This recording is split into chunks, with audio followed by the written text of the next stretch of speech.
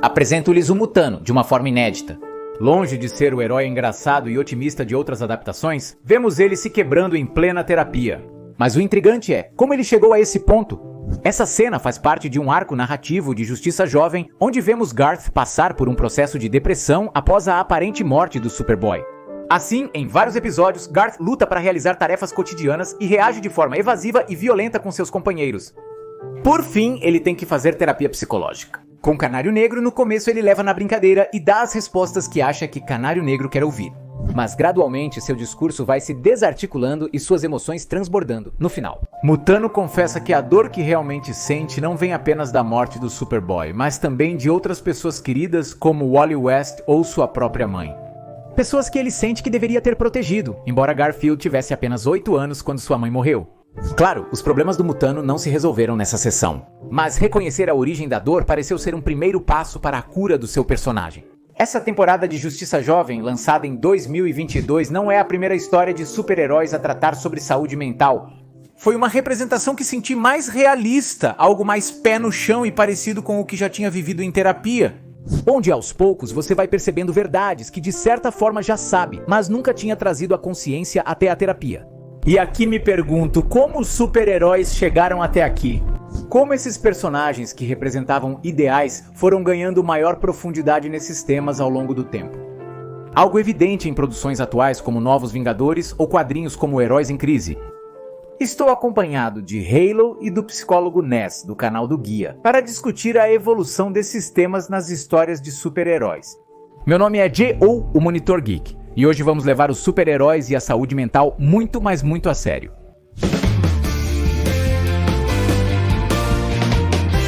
O Monitor Geek. Meu primeiro contato com super-heróis foi através do desenho Os Super Amigos.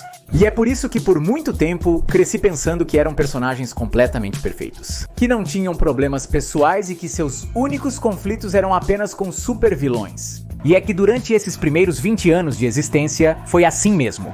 No entanto, isso mudou com o gibi do Quarteto Fantástico, um gibi que pela primeira vez nos apresentou uma equipe de super-heróis com conflitos internos e um personagem que explicitamente não queria ter poderes.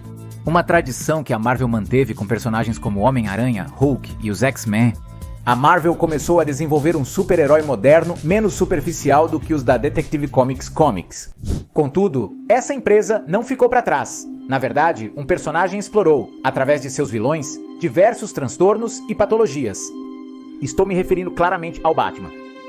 A história em quadrinhos do Batman faz sucesso por isso, porque cada personagem é uma riqueza de transtornos. Os personagens do Batman, os vilões do Batman, são muito perturbados. E essa é meio que a ideia principal de toda Gotham City. Podemos dizer que a tradição do Batman de enfrentar vilões com diferentes transtornos? A história começa em 1940, quando Batman encontra pela primeira vez o Coringa, um maníaco homicida que iniciou a galeria de vilões mais famosa dos quadrinhos. Um lugar com personagens de patologias singulares, isso não ocorreu repentinamente, mas sim através de uma evolução ao longo do tempo. A forma de apresentação desses personagens. Duas caras após um acidente que desfigurou metade do rosto, ficou obcecado pelo acaso e pela ideia de que uma moeda tomasse as decisões por ele. Mas, ao contrário do que vemos hoje em dia, ele não tinha personalidade múltipla. Esse transtorno é atualmente conhecido como transtorno dissociativo de identidade. Só apareceu 40 anos depois da criação do personagem. Em histórias como Meio-Herói, pela primeira vez o vemos falar através de dois tipos de diálogos distintos. O mesmo acontece com o Charada, que começou cometendo crimes não por dinheiro, mas por sentir a emoção de vencer intelectualmente o Batman e a polícia. Mas depois foi apresentada a ideia de que Edward Nygma é fisicamente incapaz de cometer um crime sem deixar uma charada por mais rebuscada que seja. Cada um desses personagens sofre de algum transtorno ou obsessão, o que os torna tão interessantes de ler.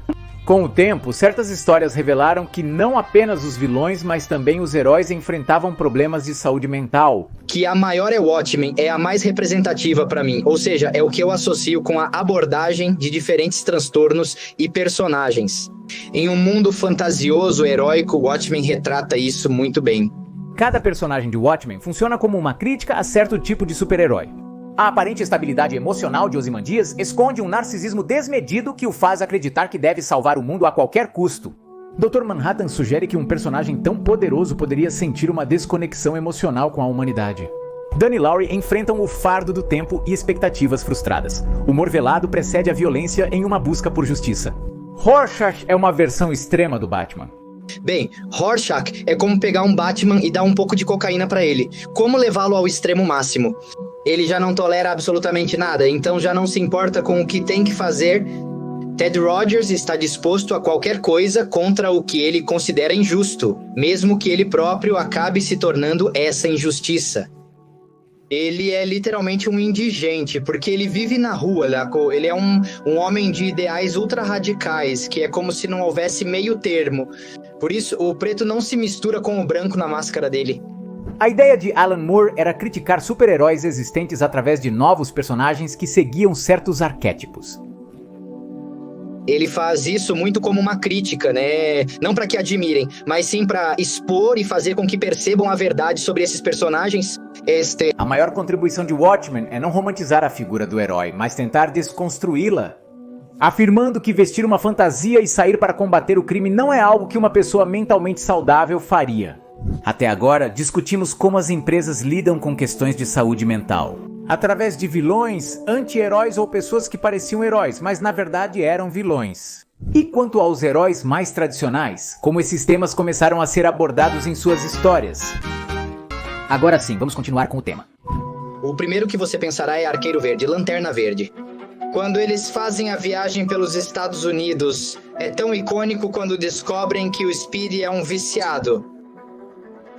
No início dos anos 80, a Detective Comics publicou uma série de histórias em que o Lanterna Verde e o Arqueiro Verde cruzavam o país. Confrontando diversos males sociais da época, como racismo e extremismo religioso, os quadrinhos traziam mensagens políticas e sociais. Porém, a edição mais famosa desse arco envolve o personagem Speedy. A capa mostra o Arqueiro Verde descobrindo que seu parceiro, Speedy, é viciado em drogas, gerando grande controvérsia. E ainda culpa o Arqueiro Verde pelo seu vício. A história inicia com Oliver Queen sendo assaltado e atingido por uma flecha que ele identifica como sua. Ao encontrar o esconderijo dos criminosos, ele descobre que seu ajudante Roy Harper está lá com os outros viciados. Mas Oliver acha que está trabalhando disfarçado. Conforme a história avança, Roy tenta dizer a Oliver que tem se sentido ignorado por ele, mas Oliver o ignora novamente e eventualmente flagra Roy com a seringa na mão, então decide bater nele para dar uma lição. Um fato interessante é que em várias partes deste quadrinho é mencionado que o Arqueiro Verde é estéril, que talvez ele, como tutor de Roy, tenha alguma responsabilidade em toda essa situação. Roy admite que tinha consciência do perigo, mas buscava preencher um vazio interior. Um vazio que nasceu de se sentir sozinho e ignorado. Essa história em quadrinhos foi marcante não apenas pela mensagem social, mas por ser a primeira aparição de dois icônicos heróis da Detective Comics juntos. Como personagens falhos, incapazes de ver seus erros ou de resolvê-los de maneira saudável. A Marvel também fez algo semelhante nessa época com o arco do Homem de Ferro, Demônio na Garrafa, uma série em que Tony Stark enfrenta o alcoolismo. O curioso é que os quadrinhos não retratam esse problema do Tony com o alcoolismo como algo que não acontece de repente, mas que se desenvolve ao longo de várias edições. Conforme os quadrinhos avançam, mais pessoas notam o problema do Tony. Isso é visto através de certos quadros onde ele demonstra ansiedade. O problema com a bebida não é mencionado diretamente até que, finalmente, explode quando ele tenta ser o Homem de Ferro sob a influência do álcool. A conclusão de tudo é mais apressada do que você poderia imaginar, já que Tony passa por todo o processo de desintoxicação em uma única página. Mas era muito além do comum para a época. No entanto, alguns anos depois, optou-se por explorar a ideia de que os super-heróis, mesmo aqueles que consideramos perfeitos, na verdade não são. Como visto na história em quadrinhos Asilo Arkham, estamos imersos em uma loucura que permeia toda a história. O conceito geral foi fazer com que entremos na mente do Coringa, mergulhemos na mente da loucura, na mente dos loucos que estão no Asilo Arkham. Asilo Arkham é mais do que uma história em quadrinhos do Batman. É uma jornada simbólica pelo seu inconsciente e pelos medos que seus vilões representam. A história começa com o Batman tentando retomar o asilo depois que um grupo de detentos tomou o lugar. Como Alice seguindo o Coelho Branco, Batman descobre que quanto mais se aprofunda em Arkham, mais se vê imerso na loucura de seus próprios vilões. Aqui, Coringa não é apenas um criminoso, mas uma força caótica que muda constantemente sua personalidade para se adaptar a diferentes situações. E o Duas Caras? Ele parece mais fragmentado do que nunca, usando um baralho de tarô em vez de sua icônica moeda. Isso o impede de tomar até as decisões mais simples, como ir ao banheiro. O mais interessante é que o próprio asilo se torna um personagem. Um espaço simbólico, uma versão distorcida do País das Maravilhas que absorve quem entra e expõe suas maiores fraquezas. Por isso, Batman não consegue deixar de sentir que Arkham e seus habitantes o reivindicam como um dos seus. Porém, não é o único quadrinho que questiona se Batman se assemelha mais aos vilões que enfrenta do que ele pensa. Na mesma época, o quadrinho Piada Mortal também foi lançado, onde o Coringa propõe a mesma questão ao Batman. Uma piada sobre 2 pacientes de um asilo tentando escapar, sendo uma analogia ao Coringa e ao Batman. Essas 2 histórias foram muito transgressoras, pois colocaram em destaque um dos personagens mais importantes da empresa, fazendo o público enxergar que até mesmo esses grandes nomes, aqueles personagens que considerávamos intocáveis, não estavam isentos de ter problemas de saúde mental. Lembre-se que você pode acessar a gravação completa da entrevista de Halo, Inês e outras lives. Se você se tornar membro do canal, deixe o link na descrição, assim o tema começou a ser abordado mais diretamente. Um exemplo disso é a primeira aparição de Sentry, personagem derivado do Superman, mas que sofre de agorafobia. E um tipo de personalidade fragmentada que resulta na existência de outro ser muito poderoso, chamado O Vazio. Esse tema começou a ser abordado até em alguns quadrinhos do Superman. Na história em quadrinhos American Alien, é sugerido que Martha Kent usou drogas após perder seu bebê em um acidente de carro. Medicamentos para ansiedade social e depressão, não escrito por Zack Snyder. É cada vez mais comum que os super-heróis e suas histórias abordem temas relacionados à saúde mental.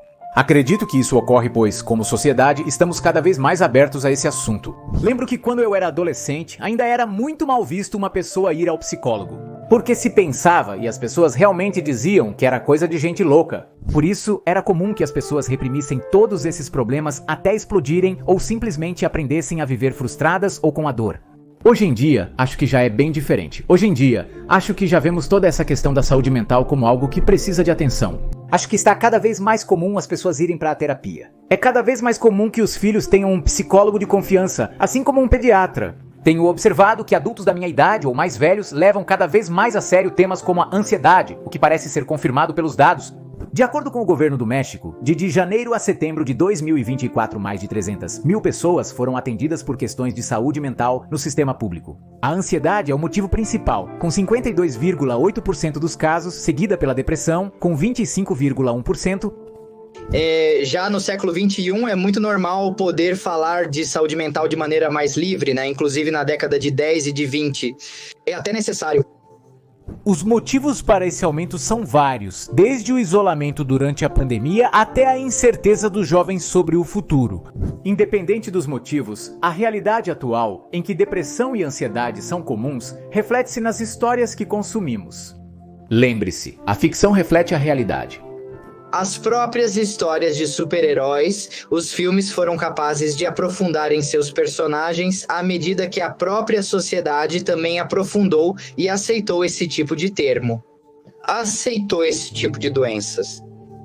E recentemente vimos... Superman, Batman e Mulher Maravilha estão em terapia, um claro exemplo disso. Não apenas eles, mas também vários outros grandes personagens da Detective Comics de Lanterna Verde a todos os Robins.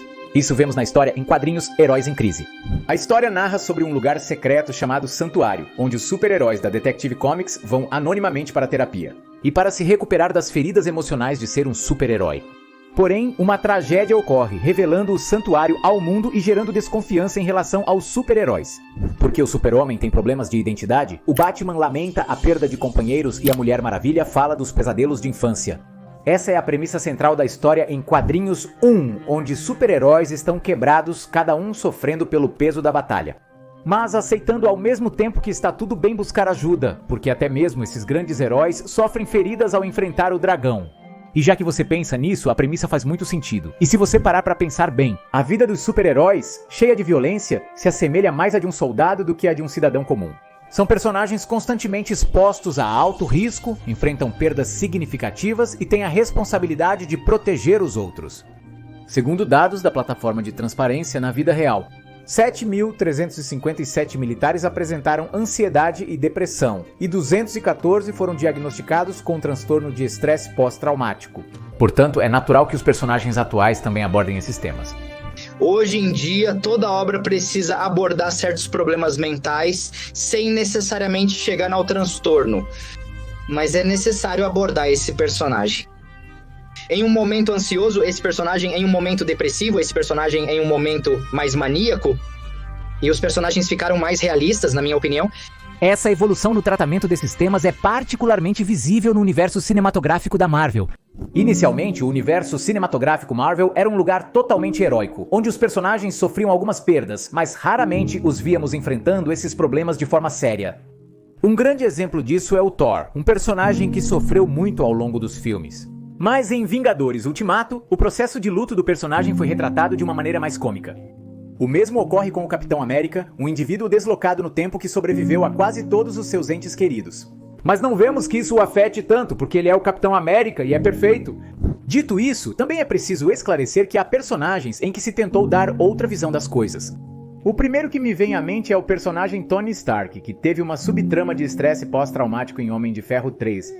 Apesar da polêmica do falso mandarim ter prejudicado o filme, a temática estava presente. Também temos todo o arco narrativo de Wanda Maximoff. Que aparentemente começou com a morte do Visão em Ultimato, mas em WandaVision nos mostram que vai além disso. Wanda é alguém que perdeu muitas pessoas em sua vida. E sua série funciona como uma espécie de luto, onde nós, espectadores, presenciamos como Wanda expressa sua dor através de produções da cultura pop. E o grande amor que ela sente por Visão. WandaVision, e todos vamos concordar que WandaVision foi excelente. Até que chegamos ao ponto em que tudo precisa se marvelizar, até que precisa virar um filme de super-herói e se transformar em um confronto de poderes do bem contra o mal. Mesmo com o final, segue sendo minha série favorita do universo cinematográfico Marvel. Também é necessário abordar o caso do Bucky, outro personagem muito bem construído que sofre visivelmente devido ao seu passado. A cena de Falcão e o Soldado Invernal, em que ele se liberta do controle mental, me parece uma das melhores atuações do universo cinematográfico Marvel. Por isso adorei que em Novos Vingadores pudemos ver de perto esse outro tipo de super-herói. Acho que o que mais gosto do filme é que, de certa forma, eles deixam de romantizar transtornos e traumas. Acho que personagens anteriores da Marvel eram, digamos assim, histórias mais clássicas de super-heróis. O abandono me motiva a me aperfeiçoar. Bem, aqui não é a mesma coisa. Aqui um trauma é um trauma e claramente se carrega como um trauma. Cada um desses personagens já cometeu erros no passado. Cada um deles tem uma jornada de redenção e se sente descartável de alguma maneira. De fato, a cena inicial onde se conhecem e tentam se matar é uma representação gráfica disso, já que Valentina os vê como personagens totalmente dispensáveis. Pontas soltas que precisam ser amarradas o quanto antes. É nítido que esses personagens diferem muito dos Vingadores originais, mas, como mencionei anteriormente, acho incrível que se intitulem os Novos Vingadores, porque justamente esses personagens representam um novo tipo de heroísmo, que nos fala mais sobre as problemáticas atuais e que parece representar melhor o mundo em que vivemos. Mas Thunderbolts tem algo que Avengers não tem. Uma forma direta de te apresentar os problemas como problemas, de te apresentar o passado como uma bagagem que cada um carrega. Aqui já dói saber o que aconteceu comigo, né? O que fizeram comigo, como as pessoas me veem, como eu me vejo. Eu adoro isso, pois, como já mencionado, os super-heróis refletem o nosso mundo. No fim do dia, os super-heróis não são apenas símbolos de força, mas personagens que enfrentam nossos medos. Antes nos defendiam abertamente do dragão mitológico que espreitava na escuridão, mas hoje também parecem enfrentar esses medos através do próprio exemplo. Atualmente, eles também são espelhos das nossas fraturas, das nossas contradições e das nossas tentativas de curar. Por isso devemos entender que vê-los em terapia chorando ou enfrentando um luto não os torna menos heróicos. Sinto que atualmente essas histórias nos lembram que não é preciso ser invulnerável para ser forte.